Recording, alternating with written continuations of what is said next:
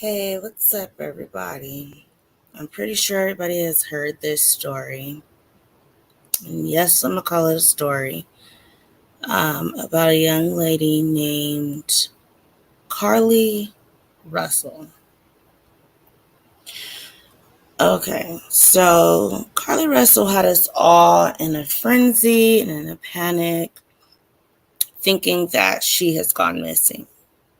Okay, so on what was it, the 13th, she calls into 911 saying that on her way from work, she's headed home and she sees a toddler on the side of the freeway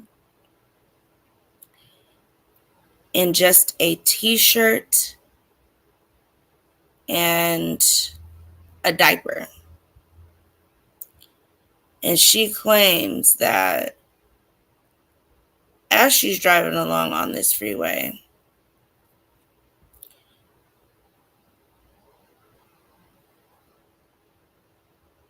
she gets off of the phone with the 911 caller. They're asking her all these questions, um, where are you at? She's telling them, I'm at this location. The lady's like, well, do you see the baby? Are you following the baby? She says yes. When they go and look at this story, because some of the things weren't making sense, because 2 days later, 48 hours later, she ends up walking up to her house. And her mother even says, and we're going to hear her mother and father's interview next. Um, I know for sure my daughter is going to fight. Whatever situation it is, she's going to fight. So when she hangs up with the 911 operator, she calls a family friend. It's kind of unclear. Some are saying that it was her sister-in-law. And as she's on the phone with her sister-in-law, you can hear like the background, and then you hear Carlee scream, and then the line just ends up open. Just an open line. So, I'm assuming that her sister-in-law, whatever family member it is, go ahead and start calling people, call 911, like, hey, I was talking to her, I heard her scream, blase, blase. So Carlee shows back up um, to her parents' house. And when the police are out looking for her, I mean, there's helicopters out, there's people on foot. This is nighttime. And it's like, I don't live in that part. I've been to Alabama, but I don't live on that side of the map. But there's a freeway going one way, there's trees in the middle, and then there's the other side of the freeway going the opposite way.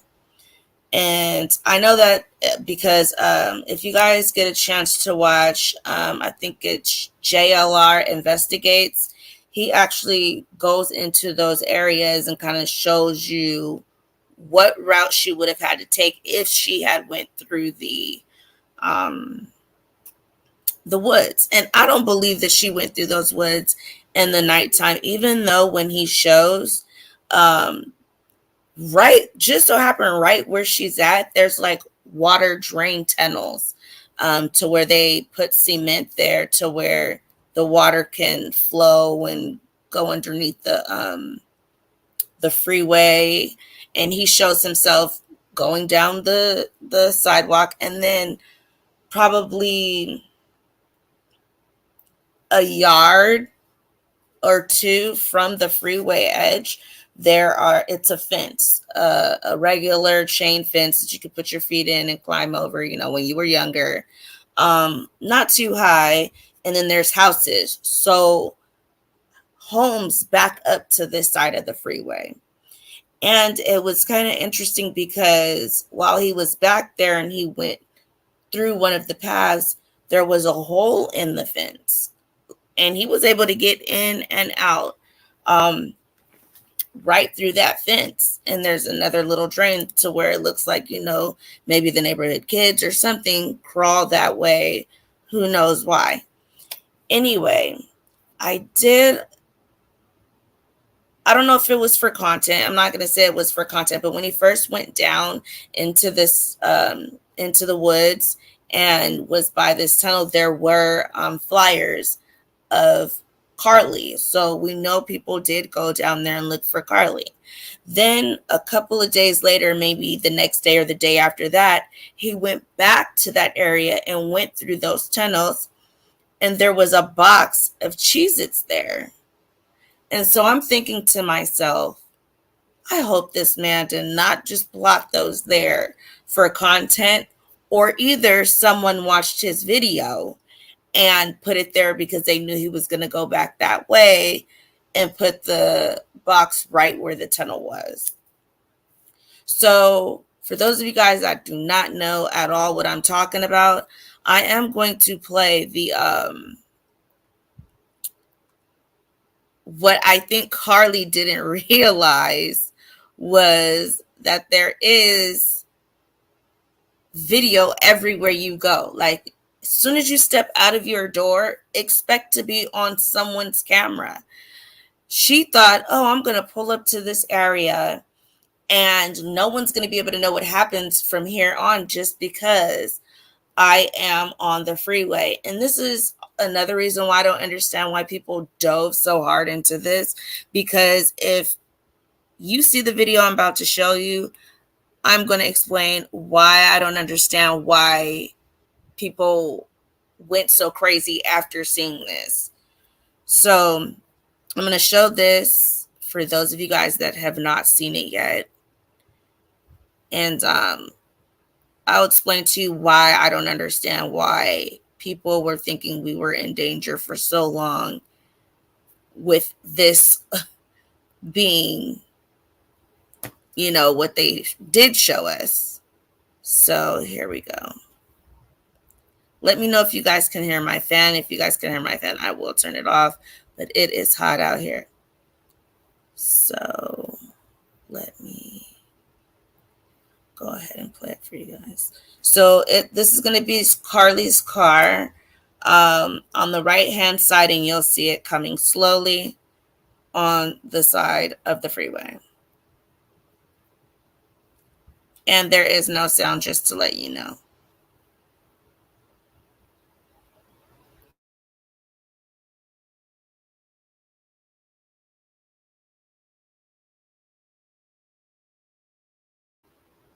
So you see her flashes going on. And on the 911 call, the lady asks her to put on her blinkers.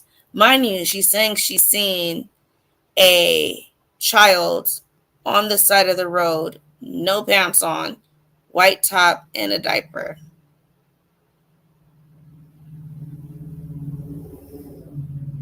That's her. Seems as though the car has stopped.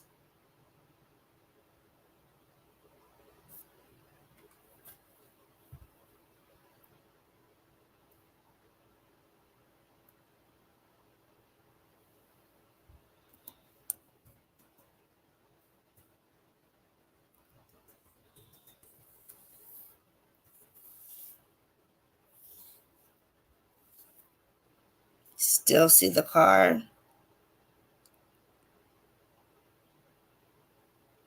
I don't know if it looks, some people say it looks like someone went on the passenger side.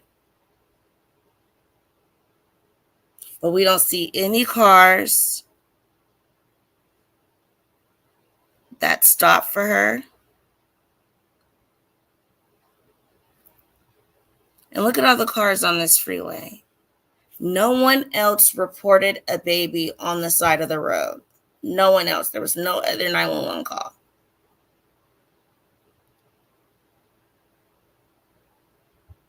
Her headlights are on. We don't see any other movement.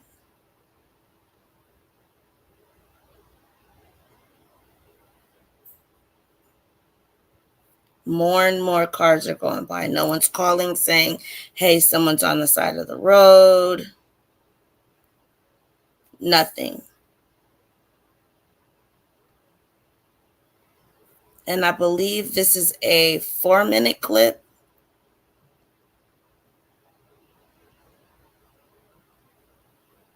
And I've watched this multiple times up close, zooming in. I don't see, because where that marker is, you would at least see like someone cross that way, or from the other car's lights, someone walk up. You see nothing.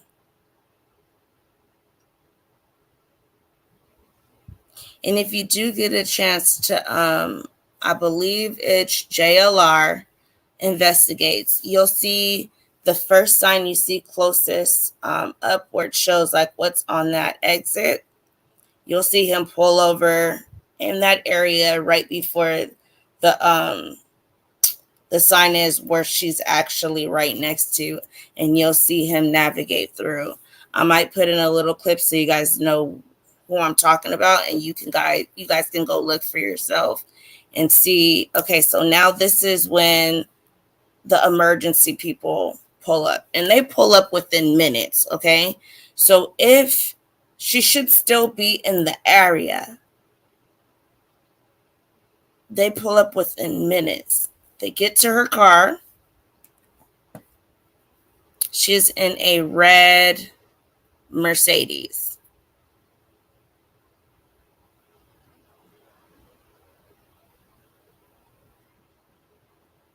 So we see how busy this freeway is even at nighttime. And this happened around, I believe she got off at like 8:30ish, 9ish. So this should be around like 9ish.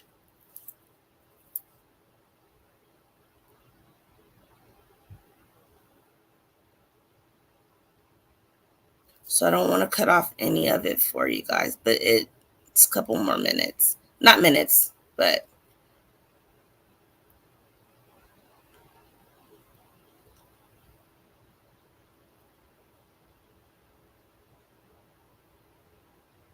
probably should have been down here so you guys could see a little bit better.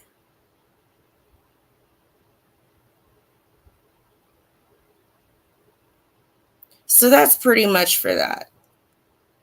So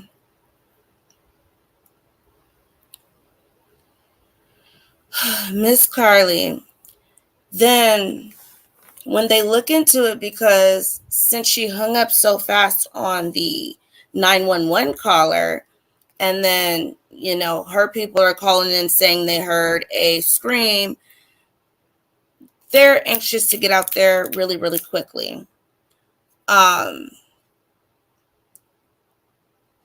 When they ping her phone, because all that was left in her car was her Apple iWatch.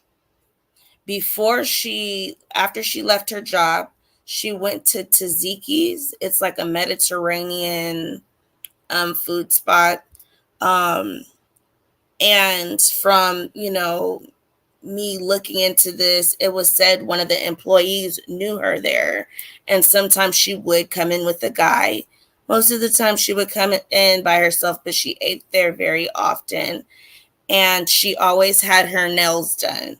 So when they asked her, do you think that, that she would hang out in the woods for a while? They were like, absolutely not. She does not seem like that type of person that she would just hang out in the woods. Like, she keeps her nose done. She keeps herself together. So her Apple Watch, the food that she got from Tzatziki's was there. I don't know if I said this, but after she went to Tzatziki's, she visited a Target. And when you look at JLR investigates and he walks that pattern, once he gets out and gets close to the exit, you can see a Target there.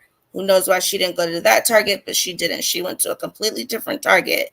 She went into the Target and she bought granola bar and Cheez-Its. And that's the whole significance of why I said someone either put that there or he put that there for content. Not blaming him for that at all, but just thinking of all the possibilities. He did a great job with showing us, the area and different things like that. So I would check out that channel if you want to see it up close and personal and kind of think and get in the mind of Carlee. So her wig was also left in the car. Before she left her work, she stole some toilet paper and she stole a dark colored bathrobe. She worked in a spa, so that's why they had robes and things like that. So it leads your mind to think, why are you stealing toilet paper and then a robe? Maybe she wanted a comfy robe for home. But as we continue to listen to one of the press release, you're going to see what her thought process was during this time. So I want you to first listen to her 911 call, and then we'll continue from there. This is just a web of lies, and I don't understand why she thought that she would get away with this. My thinking is that she didn't know it would blow up this big, and now she's like, oh crap. So here's her 911 call. And let me remind you, during this 911 call, while she's on the phone with the operator, her phone travels, when they ping it, the length of 6 football fields. So put that in your mind as you're listening to this phone call. Let me add it to the stream really quickly. So take a listen. Hi, I am on Interstate 459, and there is a kid just walking by themselves. Oh, hold on. Where are you? Let me know if you guys can hear it. Right next to the exit 10 by the cover bed, like to get off by the net. Okay, so you're before that exit? Yes. Okay, and were you headed southbound or northbound? Like towards Tuscaloosa or toward 280? Towards Tuscaloosa. Okay. And was the child on the left or right side? On the right side. Were they walking northbound or southbound? They're walking towards Tuscaloosa. Walking southbound? Or how old do they look? Like a toddler, like maybe like 3 or 4. Did you pull over with them? Are you still with them? Yes. Okay, are you with the child right now? No, I'm not. I didn't get out of the car. I can see them though. Do you mind staying and keeping an eye on them until we get there? Yeah, sure, yeah. Okay, what kind of car are you in? I'm in a red Mercedes-Benz. Is that a sedan or SUV? SUV. I mean, it's a sedan. Sorry. Can you put your hazards on for me? Yeah, they're on. Okay. Did you talk to the child at all, or did you say anything to them? No. Okay. No. Do they look like they're injured? No, they don't. Are they white, Pakistani, or Asian? They're white. Okay. Is it male or female?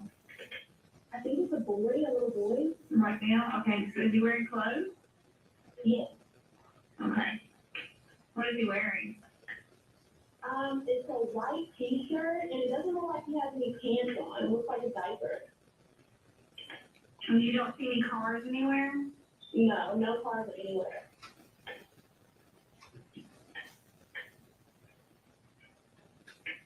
Okay. All right. What's your name? My name is Carlee Russell. And you don't see any injuries on the child from where you're at, correct? No, but I can't really see them that good. Okay, try to keep an eye on them for the best you can, because I don't want you to lose track of them. Okay. All right, and do they have shoes on? No. Not that I can see. I can't really see that. Look. Okay.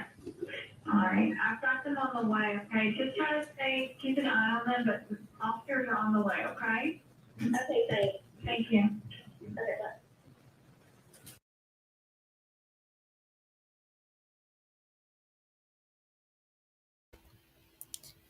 Okay, so in that period of time, her phone and her obviously traveled 6 football fields.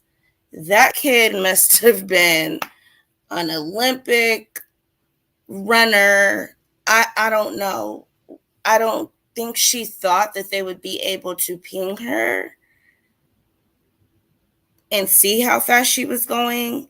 So my thing is, when we see the video that we seen before this and we see her slowing down on the freeway, I believe that the police knew right from the start that this was a complete lie before she even got home on the 48 hours after, because you don't see a car there, you don't see her get on the car, no one else sees a baby, you don't see a man. First of all, her story was when she actually got to the baby, a man with orange hair and balding came from out of the tree line and said, "Oh no, the baby is okay." Orange man, balding, orange hair. She said orange hair. I believe she's thinking red hair. I mean, I don't know. And then a baby, white shirt, diaper. This is what Carlee is saying that she's seeing, you know? And he then, I'm going to have it, I'm just going to paraphrase what she says happens. He then grabs her, throws her, I guess, over his shoulder while having this baby, okay? And then let's see if I can put up a picture. I'm just really trying to picture this, you guys. Because she said she left her wig, okay? He puts her over the shoulder, he gets her over this fence, and then she ends up in this 18-wheeler. She knows there was a woman there. She could hear the baby, but she did not see the woman. She can hear her, though. She ends up, escaping again. I don't know if it was a different car, a different man. I have no clue. But they end up re-kidnapping her again. And as they recapture her again, they then blindfold her, take her to some home. She doesn't know what home this is, but they did all of this. They kidnap her. They take her to this home. They blindfold her, everything. But the kidnapper tells her, "I'm not going to tie you up because I do not want to leave impressions on your arms. They do not want to leave any type of ligature marks on her arms, legs, wherever." I mean, this kidnapper was nice. I don't believe there was a call for ransom. There was none of that. So then, I'm not sure if she said she gets away again and then, whatever. But before that, she says, as she's, he tells her he's not going to, put any marks on her. She remembers hearing them after stripping her naked, taking pictures of her. But she knows for sure that she was not at all essayed. They did not essay her at all. She knows that. And I believe she came up with that part of the story because she knows they would do an R kit on her to check and see if that really happened. She's trying to cover all her bases in this lie. That's why the capture was so nice. They went through all of this. They knew it was going to be a woman that went to get this baby, and jackpot, they had her. Just to take pictures of her And then she ends up escaping. And where does she end up, everybody? She ends up in the back of where her parents live, and she made her way. I mean, she went through all of this, and she ended up at her house, and she walked right up to her house, and she was saved from this kidnapper. Don't let me forget, the woman that she heard fed her cheese and crackers. It was not really understood if she was fed her own Cheez-Its that she bought, because that wasn't in the car, along with the granola bar, along with the toilet paper, along with the robe, and that has not been found yet. So right now they're trying to figure out, did she have help, or what happened? So I am going to let you guys listen to, where is it at?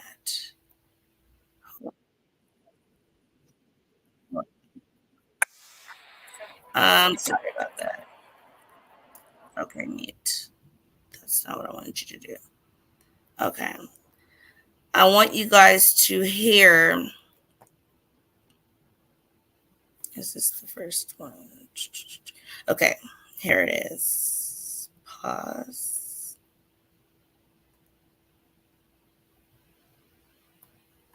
Bear with me, you guys, really quickly.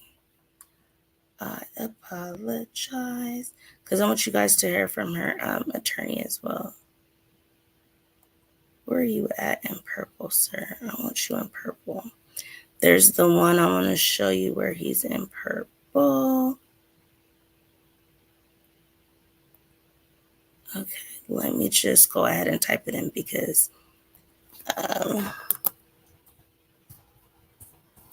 I've been gone for a while, so bear with me, guys.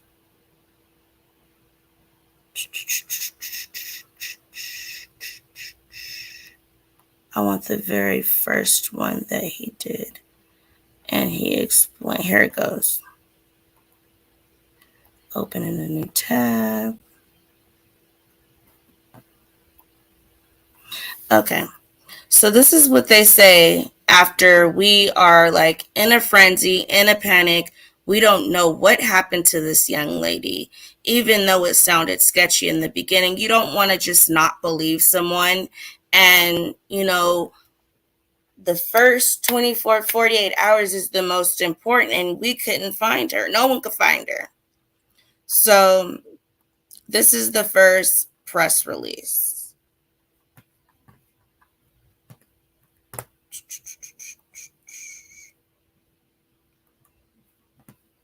Here we go, you guys. In Pam Bearfield Training Center. I'm Captain Keith Sescaleba, that's spelled KeithCzeskleba, with the Hoover Police Department. Joining me at the podium today will be Hoover Mayor Frank Brocato, spelled Brocato, and Hoover Police Chief Nick Derzis, spelled Derzis. You may also hear from Lieutenant Daniel Lowe, spelled Lowe, of the Hoover Police Investigations Division. Mayor Brocato will make a brief opening statement, and then Chief Derzis will read a prepared statement. After Chief's statement is complete, there will be an opportunity to ask a few questions regarding this investigation. Keep in mind that this is still an ongoing investigation, so there may be some questions that we cannot answer. With that, I will turn it over to Mayor Brocato.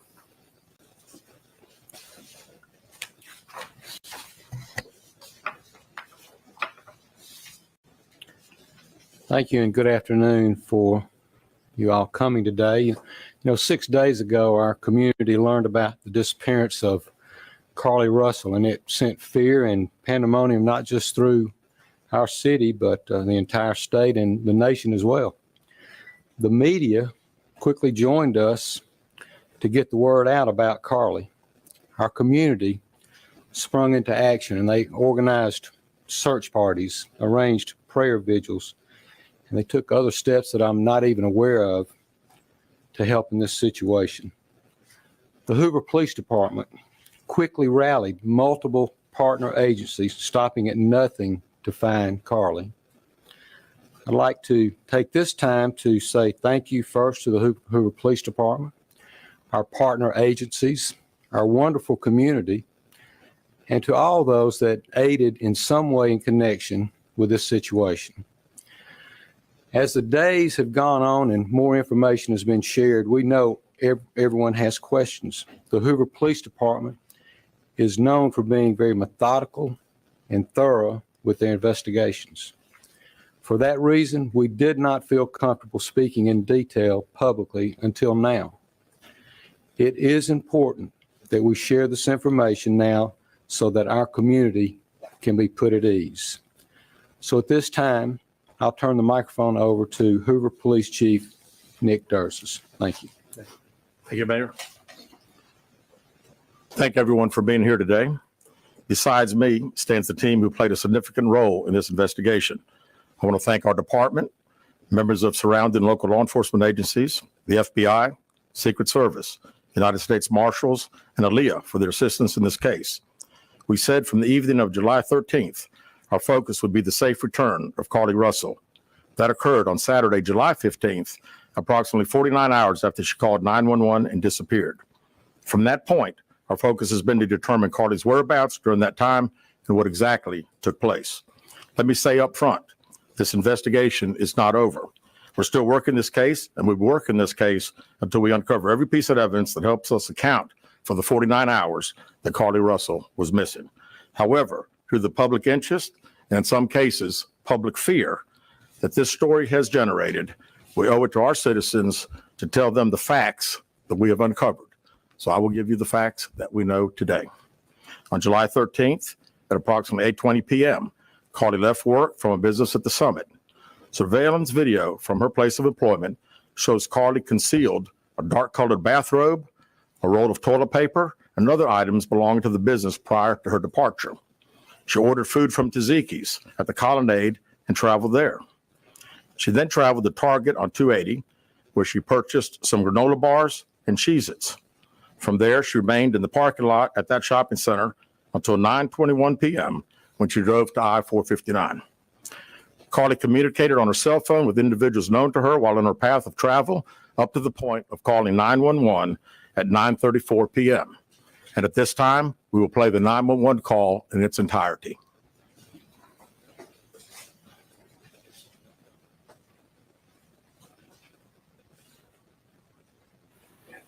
We're going to hear it again, guys, so that we can keep it in order.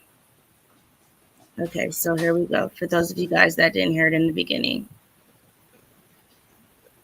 Hi, I am on Interstate 459, and there's just a kid just walking by themselves. Oh, hold on. Where am I? How are you? I'm right next to the exit 10 by the cover bed, like you get off by the net. Okay, so you're before that exit? Yes. Okay, and were you headed southbound or northbound? Like towards Tuscaloosa or toward 280? Towards Tuscaloosa. Okay, and was the child on the left or right side? On the right side. Were they walking northbound or southbound? They're walking towards Tuscaloosa. Walking southbound? Or how old do they look? Like a toddler, like maybe like 3 or 4. Did you pull over with them? Are you still with them? Yes. Okay, are you with the child right now? No, I'm not. I didn't get out of the car. I can see them though. Do you mind staying and keeping an eye on them until we get there? Yeah, sure, yeah. Okay, what kind of car are you in? I'm in a red Mercedes-Benz. Is it a sedan or SUV? SUV. I mean, it's a sedan. Sorry. Can you put your hazards on for me? Yeah, they're on. Okay. Did you talk to the child at all, or did you say anything to them? No. Okay. No. Do they look like they're injured? No, they don't. Are they white, Pakistani, or Asian? They're white. Okay. Is it male or female? I think it's a boy, a little boy. White male? Okay. So is he wearing clothes? Yes. Okay. What is he wearing? It's a white t-shirt, and it doesn't look like he has any pants on. It looks like a diaper. And you don't see any cars anywhere? No, no cars anywhere.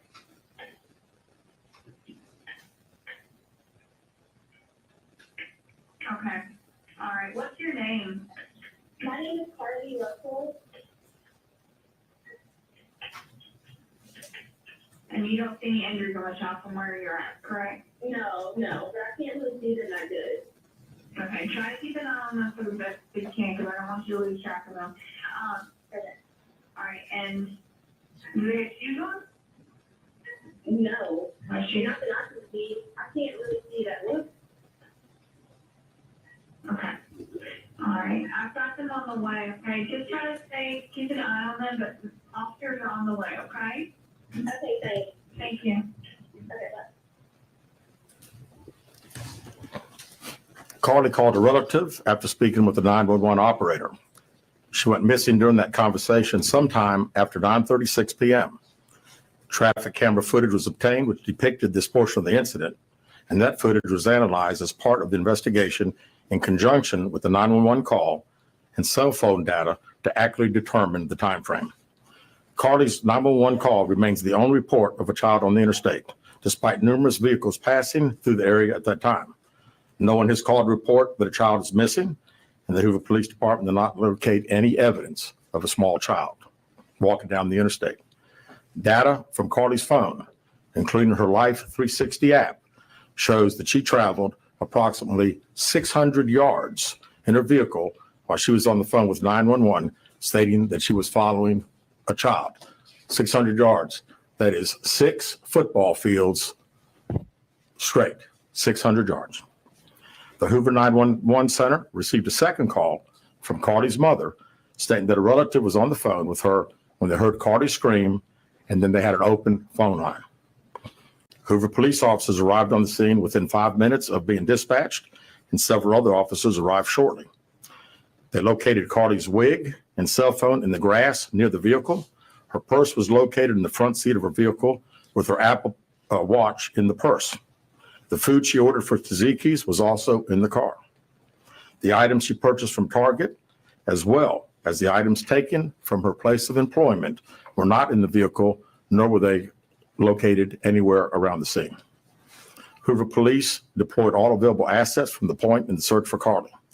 Additional resources were called in to include our own drone unit, crime scene investigators. Numerous detectives responded to the scene. Throughout the day Friday, officers from surrounding local and federal agencies assisted Hoover police in the search for Carlee Russell. Officers returned to the scene on 459 to conduct a thorough line search for evidence. K-9 teams from the Jefferson County Sheriff's Department responded to check for any sign of Carlee, the child that she claimed to see, and anything else that could be considered evidence in this case. Those searches all turned up empty. Private citizens, including search parties organized by her family, friends, began looking everywhere that they could to find any trace. These searches took place throughout the day Friday and again on Saturday, yielding nothing. At 10:44 p.m. on July 15th, the Hoover 911 Center receives a call from Carlee's residence stating that she returned home on foot. In subsequent investigations, detectives obtained surveillance footage of Carlee walking down the sidewalk alone prior to arrival at her residence. She was conscious and speaking with paramedics when she was transported to UAB. Detectives were able to obtain a brief statement from her prior to being treated and released. During the statement, she told detectives that while traveling down the interstate, she saw a baby walking down the side of the road and called 911. She stated when she got out of her vehicle to check on the child, a man came out of the trees and mumbled that he was checking on the baby. She claimed that the man then picked her up and she screamed. She stated he then made her go over a fence. She claims he then forced her into a car, and the next thing she remembers is being in the trailer of an 18-wheeler. She stated that the male was with a female. However, she never saw the female, only hearing her voice. She also told detectives she could hear a baby crying. Detectives, the male had orange hair with a big bald spot on the back. She said she was able to escape the 18-wheeler and fled on foot, only to be captured again and was put in a car. She claimed she was then blindfolded, but was not tied up because the captor said they did not want to leave impressions on her wrists. She said that they took her into a house and made her get undressed. She believes they took pictures of her, but she does not remember them having any physical or sexual contact. She stated the next day she woke up and was fed cheese crackers by the female. She said the woman also played with her hair, but could not remember anything else. At some point, she was put back in a vehicle she claims was able to escape while it was in the West Hoover area. She told detectives she ran through lots of woods until she came out near her residence. During this interview, detectives noted that Carlee had a small injury to her lip, and she claimed that her head was hurting. She also had a tear in her shirt. Detectives also noted that she had $107 cash in her right sock. Out of respect for Carlee and her family, detectives did not press for additional information in this interview and made plans to speak with her in detail after giving her time to rest. Detectives continue analyzing data from Carlee's cell phone that was left behind at the scene. We enlisted the help of the United States Secret Service in conducting this analysis. Part of what data included several internet searches in the days leading up to their disappearance that I think are very relevant to this case. On July 11th at 7:30 a.m., the term, "You have to pay for an Amber Alert," was searched. On July 13th at 1:03 a.m., the day of her disappearance, the term, "How to take money from a register without being caught," was searched. On July 13th at 2:13 a.m., the day of her disappearance, the term "Birmingham bus station" was searched. On July 13th, 2:35 a.m., a search for a one-way bus ticket from Birmingham to Nashville was conducted with a departure date of July 13th. On July 13th at 12:10 p.m., a search for the movie Taken, a film about abduction, was conducted. There were two searches related to Amber Alerts on a computer at Carlee's place of employment, including one regarding the maximum age of an Amber Alert. There were other searches on Carlee's phone that appeared to shed some light on her mindset, but out of respect for her privacy, we will not be releasing the content of those searches at this time. We've asked to interview Carlee a second time, but have not been granted that request.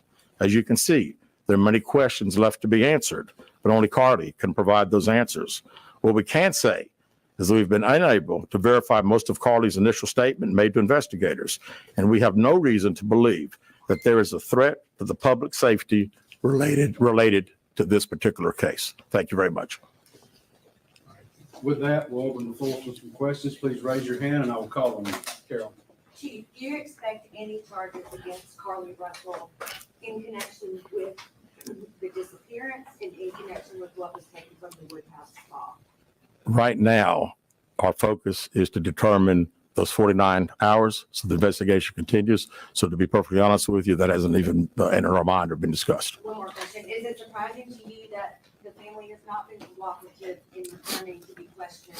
Well, I think the family has stated to us that they didn't think that in her mental state right now, because of trauma of the incident, that she's not ready to talk, is what we've been told. Good.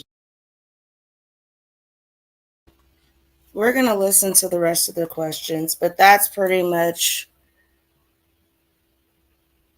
it in a nutshell. Her parents are going to continue to say, in her mind state, she can't talk. And I know we talk about this all the time on these true crime shows. It's always good to remain silent, always remain silent. And now that she's remaining silent, everybody's upset. She is speaking through her lawyer, and I'm going to play that as well.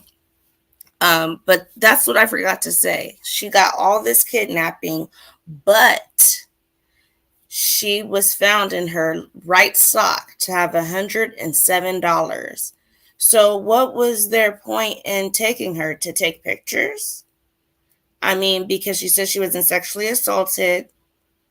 They just said, the baby was on the side of the road. As she was going to get the baby, he mumbled, "The baby's okay," took her.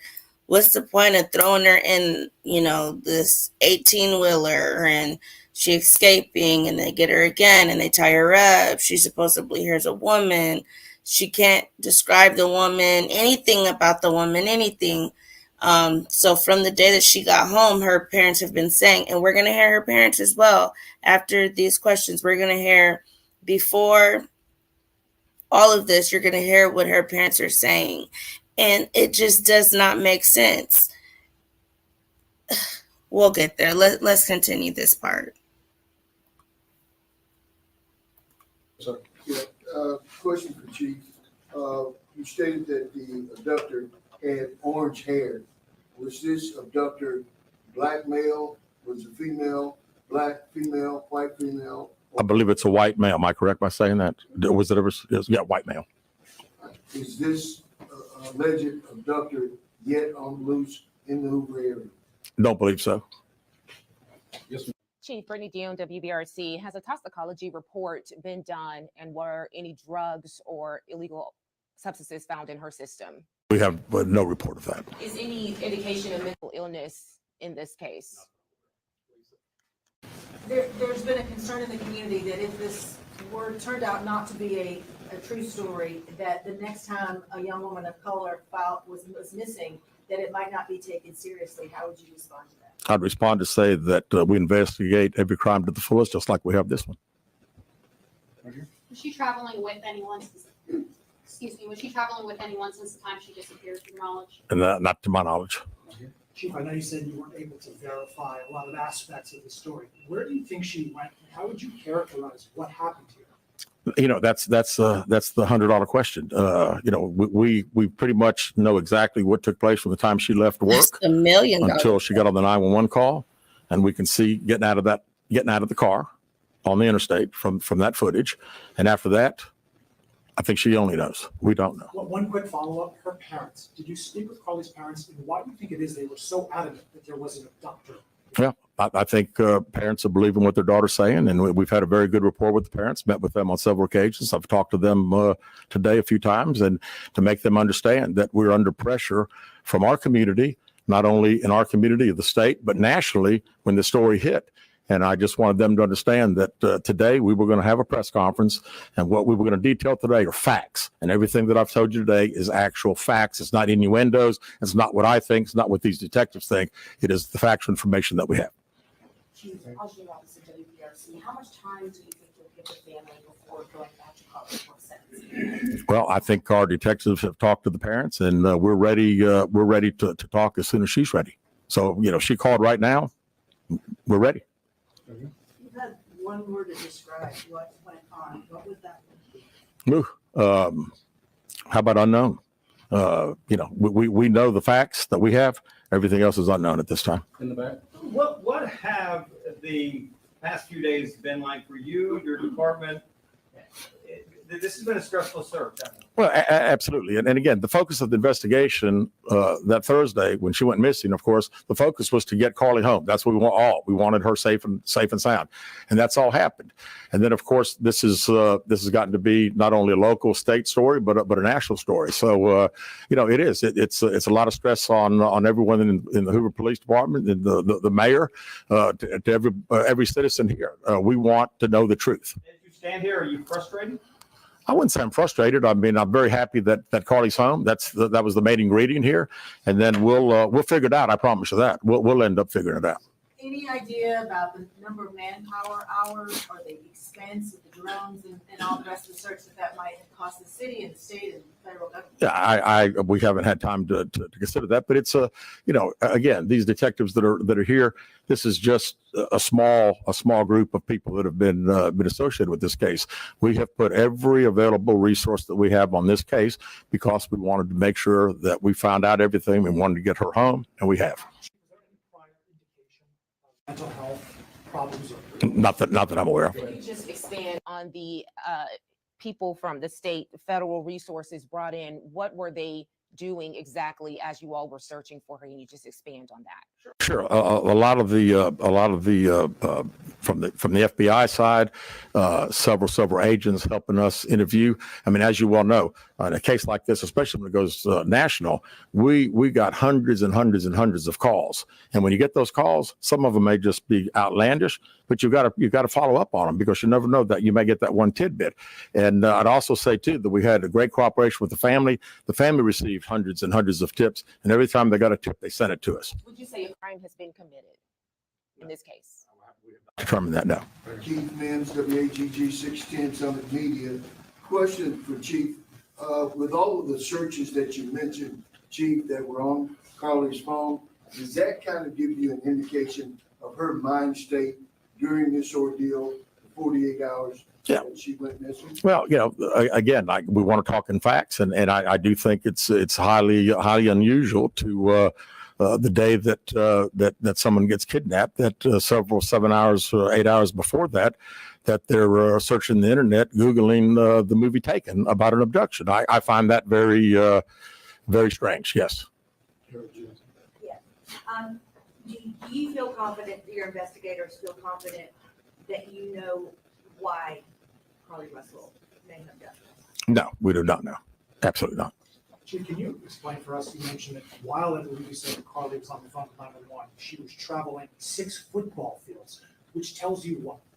Which tells me that I've had kids, and I'm sure a lot of people here have, and it's very, very, again, she said it, and I'm not saying it couldn't happen because I've always been one of these guys, never say never, but 6 football fields. I like athletics, I like football. 6 football fields. To think that a toddler, barefoot, that could be 3 or 4 years old, is going to travel 6 football fields without getting in the roadway, without crying, without any just moving down. It's just very hard for me to understand. Chief, have you used any technology to enhance the video from 459? And did you see a man grab her? We did not see, from what we can tell. We don't see anybody on the interstate other than her car and then someone getting out of her driver's side. We have sent that off to the FBI for enhancement. It has not been returned. Do you think in this case that charges will be forthcoming towards Carlee Russell? And how serious of a crime is it to not only fabricate a 911 call, but to lie to law enforcement during an investigation? Well, again, that's not something that we've been discussed since we're going through the still investigation. But people have to understand that when someone says something like this, we put every available resource. Everybody comes together from, like I say, state, local, federal. It's just a lot of work, and the gentleman earlier said frustrated. I mean, it is a little frustrating to think that all this has been done and we can't find anything out. Did anyone see her calling in from the side of the road when she made that 911 call? No, not to my knowledge. All right, last question here. Is this investigation held up until you can speak once again to Carlee Russell? Well, there's a few things that we're still doing, but obviously we want to talk to Carlee as soon as we can. And do an in-depth interview. And at that time, I think we'll have these investigators doing some other things. So that's all the questions we're going to answer today. We appreciate you guys coming, and we'll be following up with y'all later. Thank you so much. Thank you for your time, Chief. Thank you very much. Okay, so with that being said, I want you guys to listen to what her parents had to say about this whole ordeal, this whole story, this whole event. And you guys let me know down in the comments, do you think they're covering up for her? Do you think they believe her? Do you think that Carleethia Russell has a mental illness? Or do you think this was an elaborate hoax that she put together, being that days prior to her disappearance, her kidnapping, she searched the terms Taken, the movie. She looked up, after stealing toilet paper in a robe, and another YouTuber went to her job and they asked her what else did she steal from the job, if she stole anything else, and they said they're not allowed to speak about it. They only could speak about what was already put in the media, which was the robe and the toilet paper. But mind you, she did search how to take money from a register without getting caught. Now, how many times are these criminals going to look up their crime on their cell phone, Google it before doing it? This cannot be a snap and she just had a mental break, like some people are saying. This was a day or two before that she is doing these searches and other searches that they don't want to talk about because they said out of the privacy and the kindness of her. So we don't know what else she was searching. But I do have some of her tweets that she tweeted a couple of years ago, and I want you guys to think, could that possibly be a reason? Could it possibly be attention from a boyfriend, an ex-boyfriend that she wanted that attention from? We're gonna look at what the boyfriend / ex-boyfriend says as well, but first we're going to go ahead and look at her parents and what they had to say, and then we're going to look at some of the tweets she tweeted previous to this. Like, this was festering in her mind. What do I call it? Maybe a fantasy that she wanted to see maybe how many people would come to look for me. Who knows at this point? Because she's not speaking. But here we go. We're going to listen to what her parents have to say. And I want you to tell me, if you are a parent, if this would be your reaction in first seeing your child after they've been missing for 48 hours. You don't know what happened to them. The last thing you heard, they made a 911 call. A relative heard her scream, and then nothing. Look at the mannerism of the family, the mother and the father, and you tell me if this is normal. But who's to say what's normal? So let's take a look at this.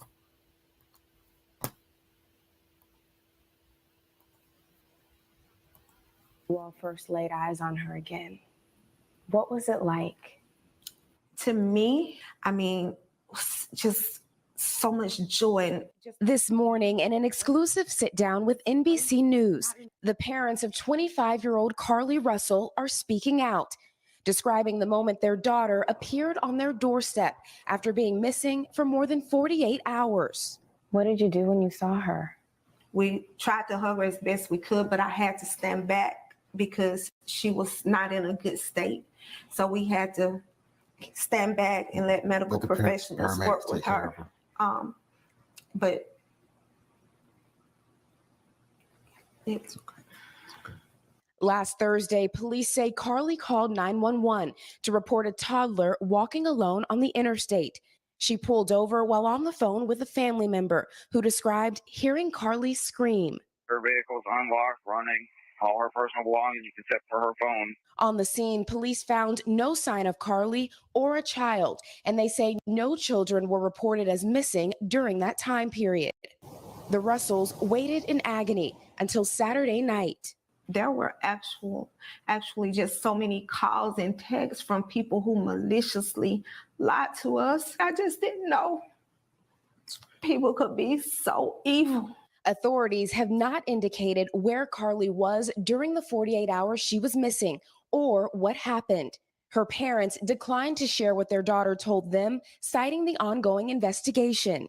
And can you tell me what happened Saturday night? Did you just get a knock at the door? Anything leading to the case itself, we can't discuss that. But they say speculation about the circumstances surrounding Carlee's disappearance are only making things worse. She's having to deal with the trauma of people just making completely false allegations about her. Her family now urging the public to let the investigation play out, but mentioning an abductor. Her mother asking to read a brief message to the public.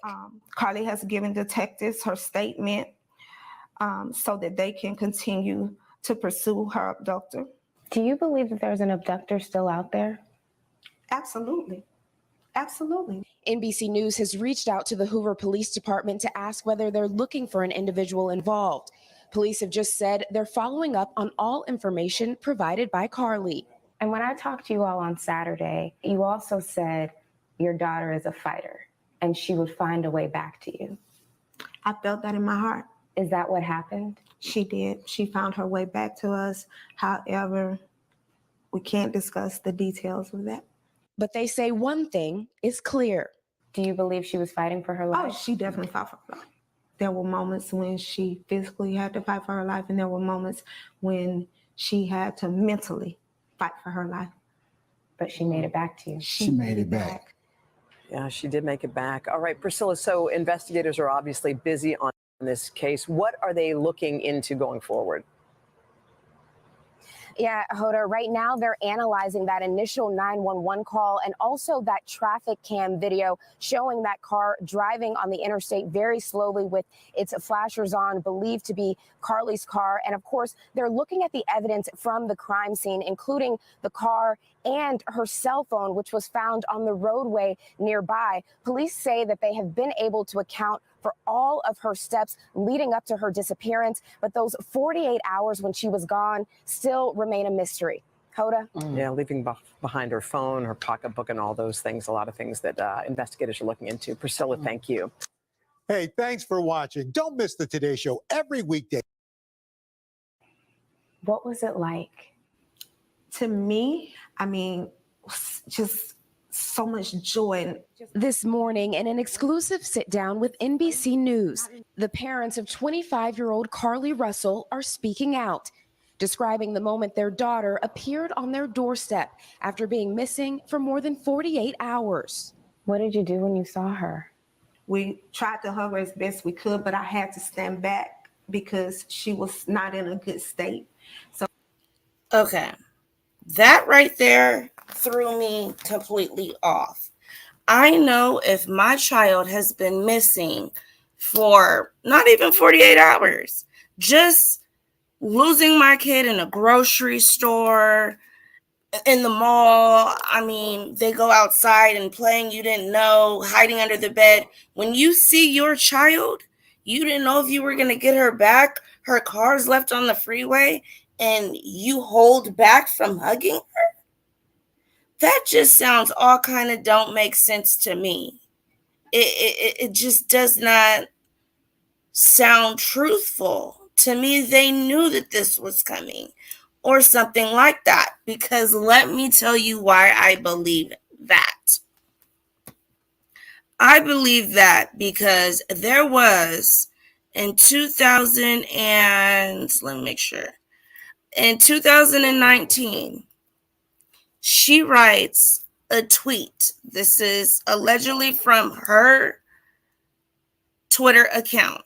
It says, if I do not get a puppy by my birthday this year, I am running away. And that might be reaching or just trying to find something here or there, just trying to pick stuff out of the clouds. But this is the reason why I'm saying that. And another, YouTuber brought this to, the attention of everybody else as well. But it does make sense. She has a lot of little things. And this is what was said after that. You say this every year. And then she writes, I know, but this time is serious. And the reason why I brought that up is because her birthday just passed not too long ago. Could this be the reason why? Does she say this every year until she get this puppy? That's just a little thought. Just put it out there. Her friend is saying you say this every year. Okay? And that's why I kind of felt the same way as, others have felt about that. So then her family says that yes, they do believe there was a kidnapper out there, and I'm sure that they talked to their mother. She talked to her mother first, and that's why they got the attorney. Let me take this down. And that's why they got an attorney, and she has not spoken. Because her attorney goes on to say, and let me read it. He says, where's it at? Oh my gosh, my dog's coming in here. Hold on just a second. Where's his words at?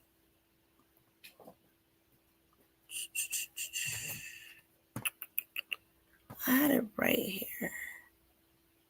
think it's right here. Okay. This is the statement, because first she said she was going to make a statement. Then she backs out and she doesn't make the statement. So then this is from Anthony. There was no kidnapping on Thursday, July 13th, 2023. My client did not see a baby on the side of the road. My client did not leave the Hoover area when she was identified as a missing person. My client did not have any help in this incident. This was a single act done by herself. My client was not with anyone or in any hotel with anyone from the time she was missing. My client apologizes for her actions to this community, the volunteers who were searching for her, to the Hoover Police Department and other agencies as well, and to her friends and family.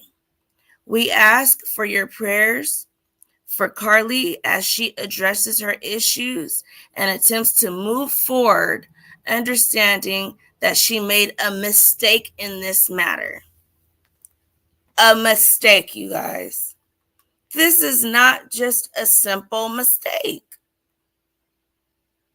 You cannot call this a mistake. She planned this. Another tweet, it was either on her Twitter or Facebook. She says her favorite movie is Taken 2. Just like in her Google search, she looked for the movie Taken. She says her favorite movie is Taken 2. You guys, this has been something going on in the making. So, let me let you hear this portion after. This is what they're saying afterwards, the newest press conference. This is just a mess all around, you guys. And I want to know down in the comments, do you think that she should be prosecuted for this? Or should this be swept under the rug like, oh, it's just a mental issue? Or, should this be an example going forward?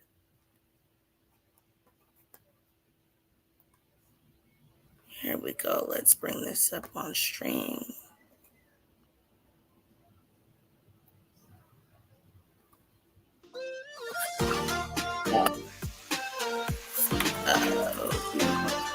Give me a second.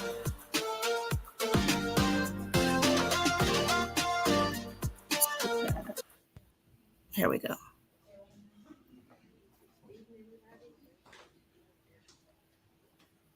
I have to renew my subscription. Okay, guys, official 2-minute warning. You guys ready? We're not going to wait 2 minutes.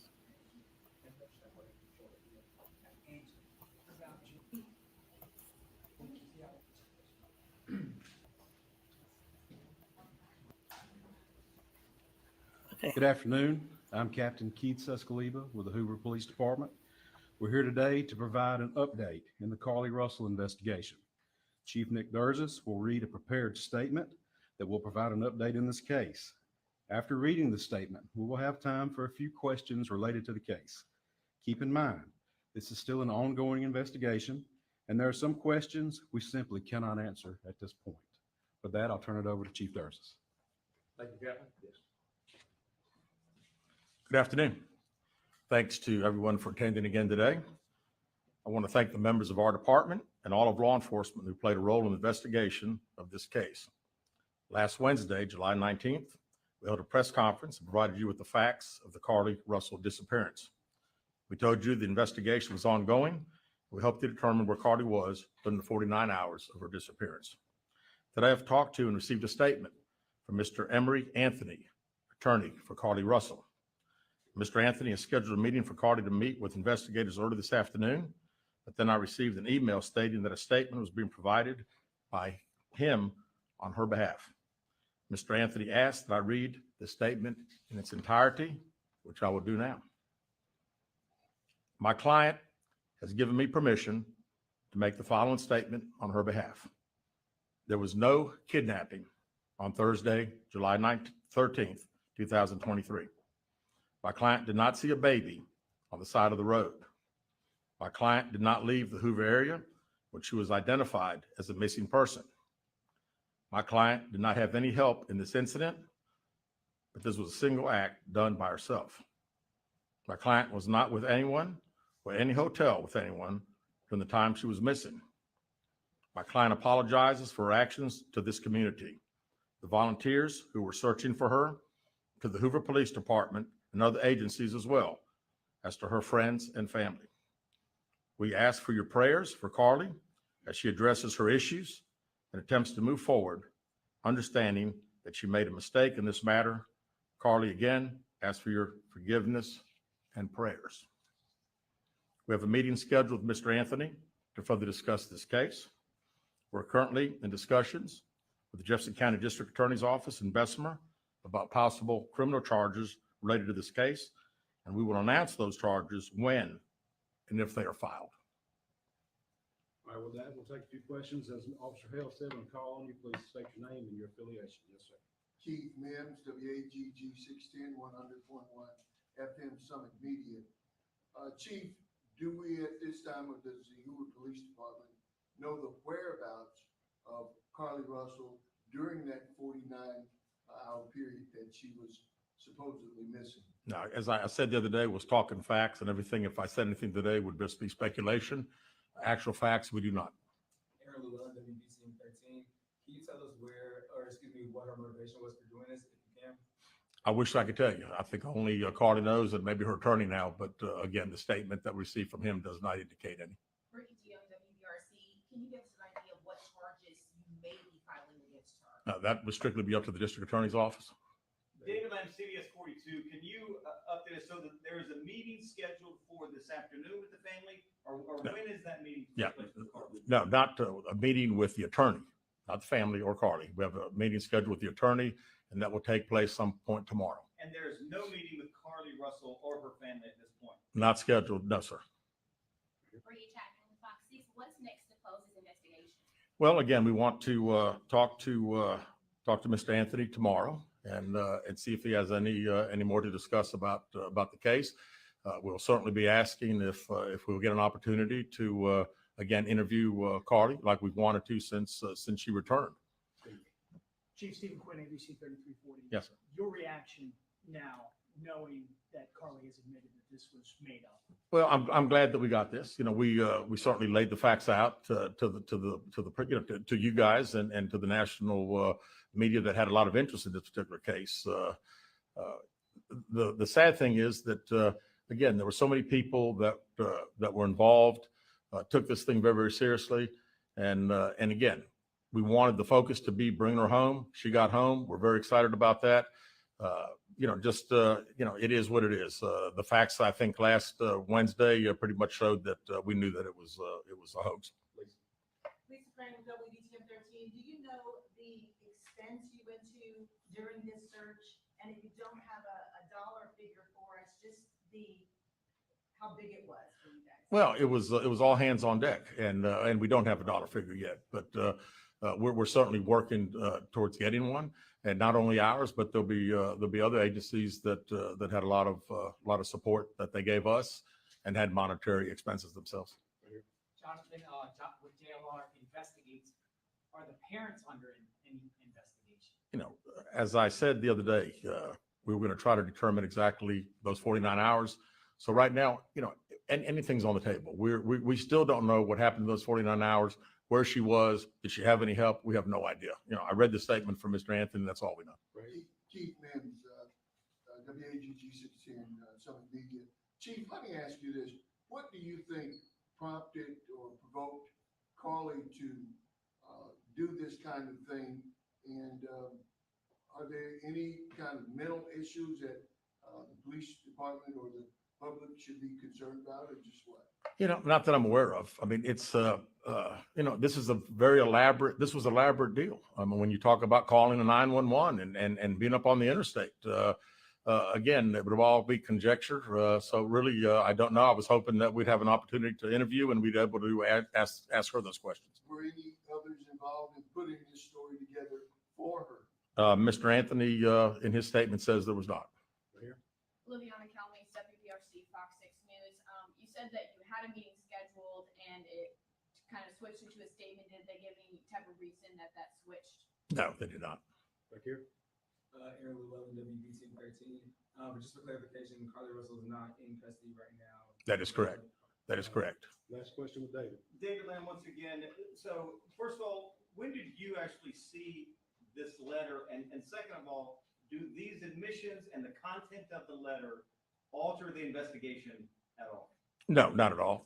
We'll continue to investigate. We'll still try to determine where she was during those 49 hours.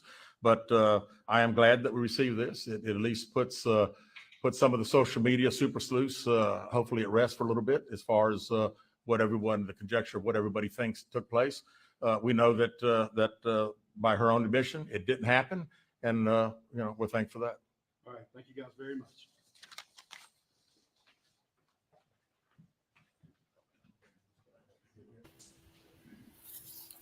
Okay.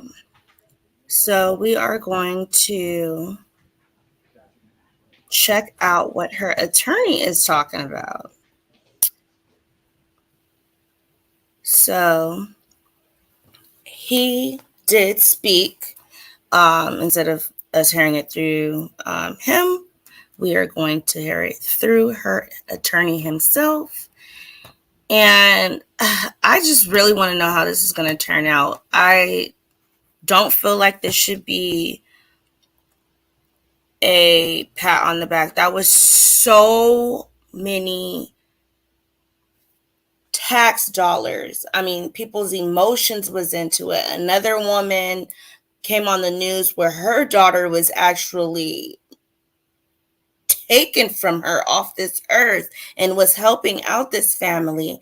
And I believe if her family already knew her tactics and the things that she, her antics, or knew anything about this and was receiving all this help, I believe they should have to face some type of consequence too. And once they get a dollar amount on this, something needs to be done. And I believe there needs to be a little bit of jail time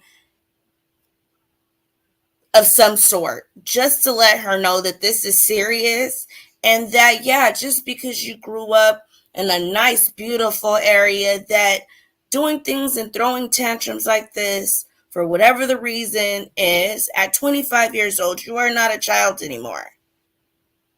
You are not a 18-year-old. I still consider them, you're still growing. At this point, this is unacceptable.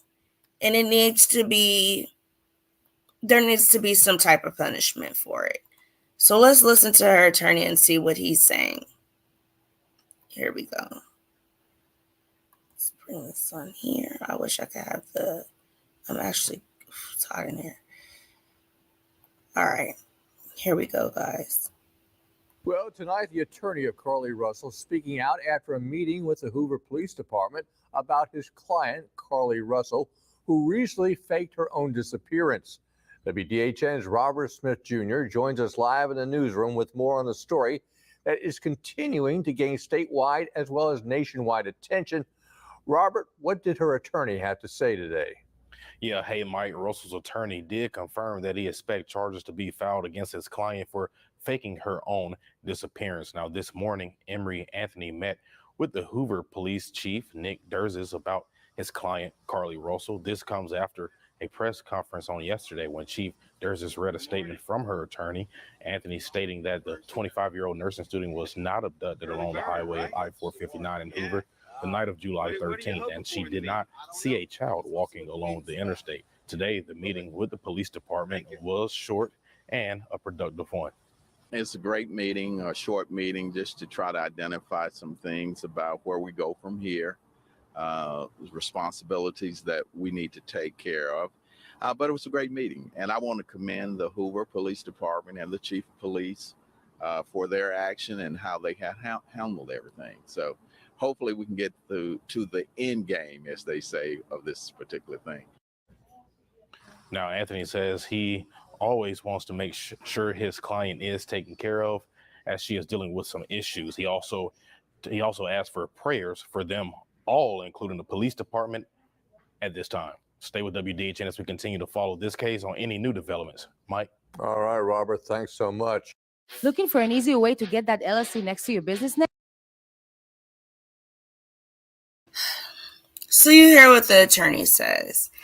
And another person speaking out on her behalf and is, saying all of this cyberbullying, and I don't believe in cyberbullying. That is just not okay. Her boyfriend is speaking out, saying like, that is not right.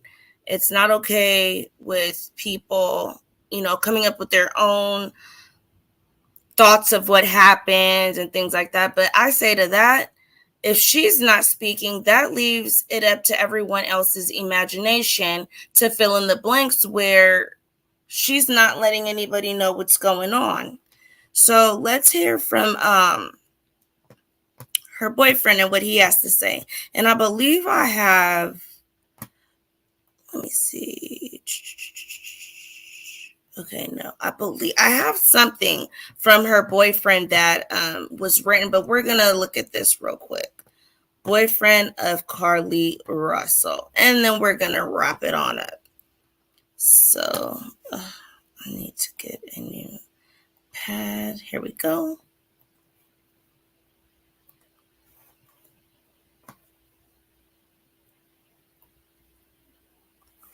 Let me make sure it's on screen. Is it on screen with y'all? No, it's not. Here we go.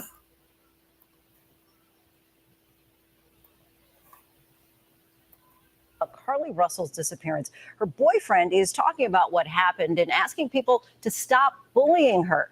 Eva Pilgrim joins us now with the latest. Good morning, Eva. Good morning, Lindsay. There are a lot of questions this morning, and police say they think only one person can provide those answers, Carlee Russell herself. They are urging her to speak with them. The theories as to what happened growing. Now, one of those closest to her coming out on her behalf. This morning, as questions swirl around Carlee Russell's disappearance, her boyfriend speaking out, defending her. Russell claims she was kidnapped but escaped to return home 49 hours later. Tamar Latrell Simmons telling the New York Post, "I want everyone to stop bullying her. I know what it seems like, what she did. Just stop bullying on social media." Adding, "Think about her mental health. Nobody deserves to be cyberbullied." Simmons had recently removed all traces of Russell from his social media pages, including a since deleted Facebook post that said she was literally fighting for her life. Russell told authorities she saw a child walking alone on the side of the interstate on her way home on the evening of July 13th. Okay. What is he wearing? It's a white t-shirt, and it doesn't look like he has any pants on. It looks like a diaper. The 25-year-old nursing student saying a man and woman forced her into multiple vehicles blindfolded, but eventually she was able to escape through some woods. But Hoover City authorities saying investigators could not corroborate any of her dramatic story of survival. As we've been unable to verify most of Carlee's initial statement made to investigators. According to police, Russell allegedly made strange online searches, looking up the maximum age for an Amber Alert, a one-way bus ticket, and the movie Take It. Now, police say she returned home with $107 in her sock. As police wait for more answers from Russell, ABC News confirming she's already been fired from her job at a local spa. Guys. All right, Eva, we appreciate your update. Well, hey there, GMA fans. Robin Roberts here. Thanks for checking out our YouTube. So there you have it, guys. That's the update so far on the Carlee Russell story, event, elaborate hoax that she put together. I'll keep you guys updated. I didn't want to hop right on the bandwagon when I kind of was a little sketchy about this story in the beginning. I put a little, hey, have you seen her type deal out? But it just snowball effect really, really fast. And it just was not making sense. And I think instead of everybody hopping on, especially if you are a woman of color, or just a part of the community. You're attacked when you don't put the word out. But sometimes some of us need to start using common sense in some of these things. And if the police was able to see her driving up and stopping and seeing someone get out, go into the passenger area, and you see no other movement other than that, to me, right then and there, we knew that that was not the correct story, especially the drive from driving while you're on a 2 to 3 minute call, maybe not even that, and you've traveled 6 football fields saying you're going after a toddler. That makes no sense at all. You're saying there was an 18-wheeler. If you go into the back of those woods, and shout out to JLR Investigates, go look and see. He will show you what's behind there. Where was the 18-wheeler parked at to throw her in? No one else on that stretch of road. And you see there was multiple cars. And even if he went fast during that time of night, it's so dark on those sides, you wouldn't be able to see a toddler unless they were directly where your headlights can see. And then think about it. If she was following this toddler this further of a distance, and then when she gets at that location, some man with orange hair and a ball spot comes out and say they got the kid. You're telling me they lost their kid 6 football fields down and knew that you were going to chase the kid way up here to be able to say, oh no, the kid's okay, and to grab you and the toddler and go through those woods. Where it was at, there is like a little path, but that's where her car was. So if she was traveling, it just did not make sense, you guys. Tell me what you guys think about this story now that we know it's not a fact of if it's true or not. She said she didn't see a toddler. She didn't see a man didn't grab her. None of that is true. So what do you think the outcome should be in this situation? Should it just be a slap on the wrist, a little probation, pay back some of the money, of the resources, jail time? You let me know down in the comments. And if you haven't done it already, please make sure you go ahead and hit that like button. Make sure you subscribe, and I'll be back with some more stories. And if there's any updates, which I'm pretty sure there will be pretty soon, letting us know what is going to be the outcome for Carlee Russell. She's not speaking. She's not telling her story. And what do you think her motivation was for doing this? Was this to get some type of clout, get her name in the headlines, become Instagram, YouTube, Facebook famous, infamous? I mean, was she trying to get attention from an ex-boyfriend? Maybe, he wasn't talking to her. Was it for this puppy? What do you think her motivation was? Go ahead and let me know down in the comments. I will read your comments, and I'll like them, and I'll try to respond to as many as I can, because we really need to think about situations like this. And if this damages not only women of color, but any other searches down in the future, is this going to make everyone hesitant, saying, wait, let's make sure this is true first, when we know the first 24 to 48 hours are the most critical hours to making sure our loved ones are still alive? Let me know. Talk to you later. Bye-bye.